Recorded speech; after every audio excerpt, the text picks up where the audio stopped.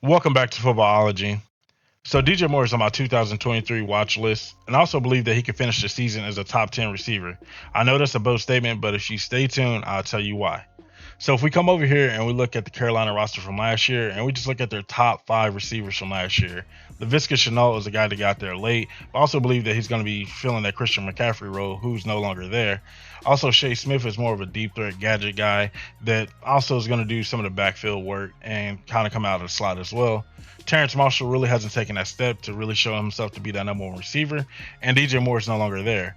And you see DJ Moore is their leading receiver at 888 yards and 7 touchdowns. Now, Frank Wright and Bryce Young are going to be looking for a number one receiver, and them acquiring DJ Chark, who has had a pretty okay-ish career, but as you can see coming down the list, or looking at the list, his rookie year, whatever, it is what it is. He was kind of learning the league. So we're going to throw that one out. But then we come to year two, as you see, he came on with 1,000 yards and 8 touchdowns and really started to take that leap. Year three, he also only played 12 games, 700 yards, 5 touchdowns. And then going into that year four and that 2021 season, that did not want to come out. He also shown that going into the offseason, a lot of people had promised that he could be that number one receiver for well, I don't think it was Blake Bortles, but for the Jacksonville Jaguars that year.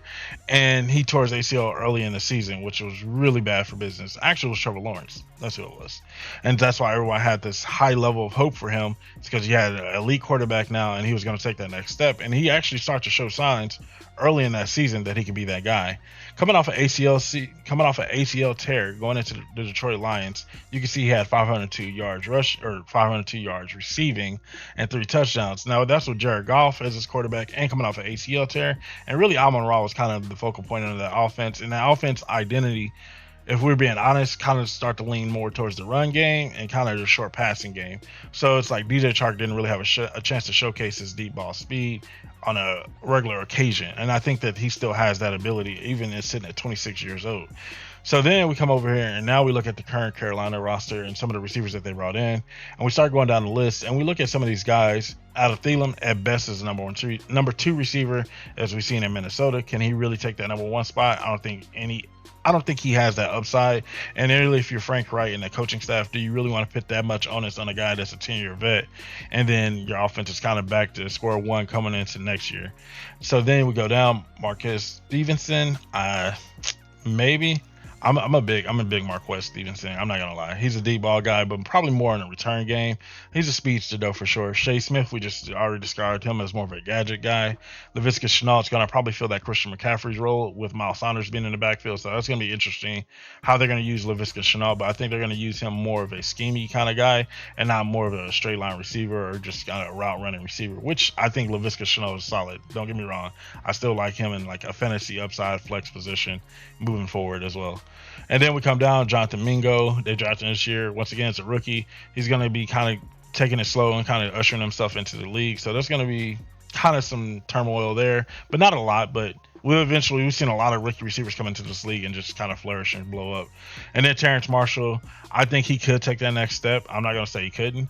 So if it was up to me, I would be looking at DJ Chark, Terrence Marshall, and then LaVisca Chenault as my three receivers, and then Adam Thielen being that fourth guy that could come in and rest reps and also do things like that as far as coaching on the field.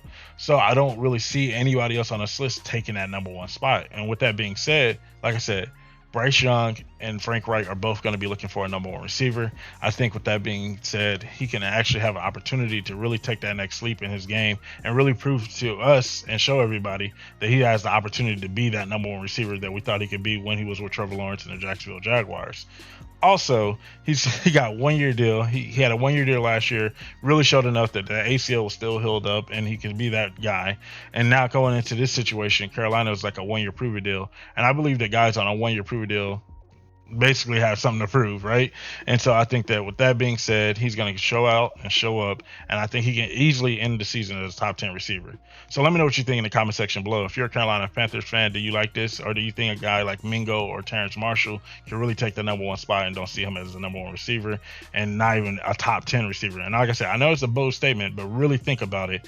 DJ Chark with a better quarterback has an opportunity at a full offseason and fully healthy, being that number one receiver, could easily be a top 10 receiver, especially in a division like the South where there's not a lot going on anymore. And so we could see something possibly pop off here.